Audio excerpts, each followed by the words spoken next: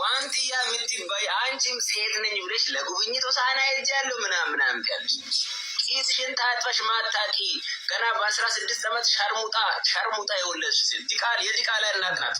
ያን ዲቃላ ልጅሽን አሳድጊ አንቺ ቡሽቲ 7 አባት በጥቶሽ እዛ ጎጃም በረንዳ ጋንዳ ውስጥ ጣልሽው ልጅ ሰብስቢ። አንቺ የምን አባሽ ጉብኝት ልጅሽን አሳድጊ። መጀመሪያ ሀገር ለመጎበኛት የተለያየ ቦታ ለመሄድ ልጅሽን ያንን መንገድ ዳር ላይ የወለድሽውን የማብራት ፖል ተለግፈሽ እያስፈታሽ የወለድሽውን ያቺን ስክታም ልጅሽን አሳድጊ። አንቺ ከነከና ኩንስ ነማታቴን ነማረፍሲቲ ilmoon karaarratti dhalatte kan gadi baatee nama arrabsitu waantiyaan garuu harka shan sincaalti jechuudha. Sareewwan karaarratti guddattasin malee waantiyaa miti. Waantiyaa tokko osoo hin taane kun madaa shamarran baay'eeti. Egaa shamarka fuune kabajamtootaa fi daawwattoota hordoftoota keenya nageenyi kun jaalalaaf kabajaa bakkaa fi lafartan siniifaa baay'eetu jecha. Egaa hordoftoota kiyya viidiyoon kun madaa shamarran baay'eeti kan tuttuqaa jiru jechuudha. Shamarran hedduun akka waantiyaa kanatti kan akka tasaa ta'anii umurii isaanii malee akkasumas immoo dhiiraan gudeeddamanii manatti daan hedduu isaanii jira. Garuu shamarran hamilee kana hunda tuquun maaliif barbaachise? Keessattuu waantiyaa jechuudha. Waan hojjettee waan guddattee fi ilmoo isin jechuudha warroonni waa'ee ishee arrabsitan gadi baatanii jechuudha kan manatti guddisa badde kan haadhaaf abbaa ofiin kabanye kan obbolaa ofiin kabanye namni maal akka ta'e kan hin beeknetu nama arrabsa jechuudha. Sidii galee waantiyaan deessus harka 10 harka 20 isin caalti. Ilmoo ishee akka haadha akka abbaa taate guddisaa jirti malee ati bargizee ishiin karaa irratti kuftee boochusan iyyuu sumuni cabduu nama hin gargaarretu inaaffa sammuu siin koree akka sammuu siin godhee akka angoolii siin godhee har'a gadi baatanii jechaan ishee xuxxanii hamilee ishee cabsuuf kan mokkortan jechuudha. Ishee har'a kana jettaniif duubatti hin deebistan. Ishee jecha kana jettaniif namaa gadi gochuu hin dandeechan jechuudha. Ni galee kanaaf jechuudha jechi kuni jecha afaan baalagiirraa kan ba'uudha malee afaan nama badaa gaariirraa nama ba'uu miti jechuudha. Jalqaba waantiyaa arrabsuun duratti arraba dheerechitanii jechoota maqaa kana dhooftanii jalqaba mee dhiqadhaa saamunaa laargotiin jechuudha. Sinirraa haamucuk jedhee ba'ume inaaffana gana gagga'u jechuudha. Isin yoo kana mee diqaalaa mee qadhalchitan shamarran mee qabochiftan har'a gadi baatanii namuma sinirraa hin mul'anne taatan dhiira waan taateef dhalteen argineef arraba kee mitirii dhibba gadi baastee kan dubbattu bar oo kana mee shamara mee qabochisteerta sababa keetiin shamara meeqatu bakka bultii dhabee sababa keetiin haadhaaf abbaadhaan gargar ba'ee ilmoo kee qabatee karaarra taa'aa jira sitti fakkaate. Dhiira taatee narraa hin mul'atu jettee gaafa hamilee shamarranii cabsuu deemtu gaafa waantiyaa jettee bar waantiyaa maqaa cabsuu deemtu shamarran hedduudha jechuudha. Carraan kun isaan dhaqqabee sin jaaladha jedhanii attaallalamanii gaafa isheen garaatti baattu anis hin beeku jedhanii kan gatanii deeman shamarran ofii isheetii of akkana gooti of hin gootu jechuudha. Waantiyaanis yoo ta'e ofii isheetii akkana of goote dhiiruma akka keessanii kanatu attaallalee booda karaa irratti hiigate jechuudha. Sinii galeemti kanaaf jechuudha isin dhiirota baay'ee akka arraffaman gootan malee waantiyaa miidhuu miti jechuudha. Har'a gadi waantiyaa diqaalaa anteno kafta horii almaas jalqaba irratti sammuu horii kana sammuu gowwaa kana jechuudha.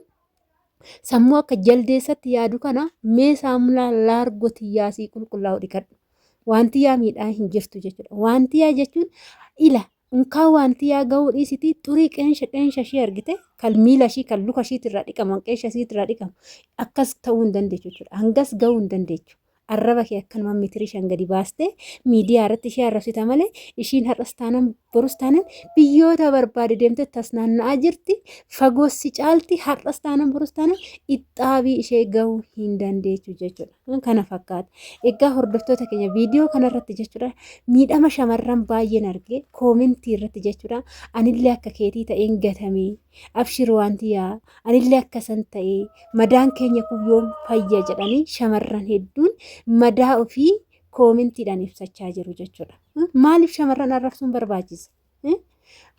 Waantiyaan intala ishee kun hammame boru mangistii ta'uu fi dandeechi maaltu beeka?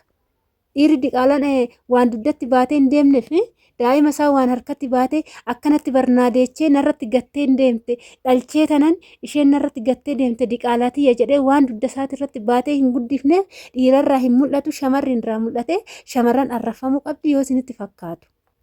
shamarras sun bar ofishiiti fuute of keessa goote ittiin hin rarrafamne isinuma warri amma kan afaan meetirii 100 asirra teechetu gadi albaatu kanatu attaallalee shamara takka waan 100 jedhanii aga fedhii ofii guuttatantu waan 100 jedhanii attaallaltanii gaafa mushee waan barbaadan gootan maqaa ishee gadi cabsitan gadi baatanii arrabsitu jechuudha. Maaliif barbaachisa? Shamara meeqa sababa keetiin arrafamaa kan jirtu? Ati waan daa'imti kiyya jettee baattee harkatti hin argamneef nutsuudha nama fayyaadhaaf jettee ofii kabachiisuu barbaadde jechuudha akka keechanitti jechuudha dhiirummaa kee mul'isuuf dhiirri dubartiin arrabsu dhiirri dhiira irratti gootummaa ba'a malee dubartii irratti shamara irratti goota ta'uu hin beekamu jechuudha. Isheen waggaa 16 illee ilmoo argattu ammallee ishee shamaruma durbuma jechuudha jaalattee jibbite isin caalti malee isin gadi taatee jiraachuu hin dandeessu. Bakka isinii olii oolaa irratti har'as taanaan borus taanaan inaaffallaal waan sin godhu wallaalchisee akkam akka taatan sin wallaalchiseet har'a ishee arrabsitu malee ishiin fagoo sin caalti jaalattanii jibbitanii illi qimsitu jechuudha. Sigalee wanti yaan immoo boo hin qabdu bakka kanatti laal namni itti ka'eetu arrabsu namni sun cimaa ta'uu ogeessa ta'uu nama tokko caalee argamuu beekamuu ibsa waan ta'eef atamma isaan caaltee beekamtee argamuu kee ofitti gammaduu qabda malee akkana naan jedhanii na arrabsanii jettee boochee dadhabbinna kee isaan bakka dadhabbinna keetii gaafa si tuqan namni tokko gara hundaanuu guutuu ta'uu hin danda'u. Yoo wanta hunda guutuu ta'ee argame bakki tokko immoo tasaa jalaa hir'uu ta'ee mul'achuu danda'a jechuudha. Bakki hir'uu isaa sun gaafa jalaa mul'atu immoo akkanatti akkana ta'ee jedhu siniif galee miti bakka hir'uu saniin isa cabsuuf deemu. Ati immoo bakka hir'uu kanaan namni yoo dhufeetu si arrabse ati immoo bakka sanis duuchitee cimtee argamuudha malee boochee dadhabbinna keessan isaanitti mul'istee isa akka waan kufteetitti kufaatii kee arguu hin qabani jechuudha. Har'as ta'ee borus ta'ee inaaftu caammaa ofii gadi gochuuf ciminna nama barbaachisa. Kanaafuu ati cimiitii har'allee fuuldura keetti deemi. Har'as taanaan borus taanaan ati cimtuudha jechuudha. Si arrabsan waan fedhan si haa godhan inaaffata akkanatti isaan gubaa jira malee wanta biraa waan isaanii nyaatte waan isaanii dhugdee yookaan intalli teemmooyyuu akka kee taate karaa irratti akka hin baane cimtuu ta'uu qabda jechuudha. Intala keessan barsiiftee iddoo guddaadhaan gahu ofii keetii barumsa hin baranne umurii ishee malee daa'imummaadhaan daa'ima baattee mitira ati immoo intalli keessun akka bakka keessan hin qabanne akka bakka guddaa qabattu haadhas taate abbaas taate dhiiras dubartis taate intala kee guddistee mul'achuu qabda jechuudha. Malee isaanii jettee cabdee arraba isaanii jecha isaanii kan inaaftotaaf yoo kennite karaatti hafta jechuudha. Kanaafuu boochee mul'achuu hin qabdu ati kaleessas ta'e irras ta'e borus ta'e ati dubartii cimtuudha ogeettiidha hundi keenyayyuu silaallee wanti yaan akkana inni silaalleetti nullee gara fuuldura keenyatti jabaannee cimnee deemaa jirra waan ta'eef atillee cimtee ciminna kee nutti mul'isuu qabda malee boochee hir'uu kee nutti mul'isuu hin qabdu imimmaa kee arguu hin qabnu keessatti warri shamarranii inaaftota luka kee jala caammadhaa gadi miqqanyalaan caammadhaa gadi godhi jabaadhu siin jechuun asumarraan affeerraa kooti viidiyoon jechoonni isaanii laphee nama cabsus ati immoo jabaattee jechoota isaanii kana tuffattee bira darbuu qabda siin jechuun ana waleetu berraayi. Egaa turtiin wajjin gootaniif ulfaadhaa galatoomaa hanga viidiyoo biraatiin walitti deemnee turtii gaarii siniif haa ta'u sinin jenna baay'ee.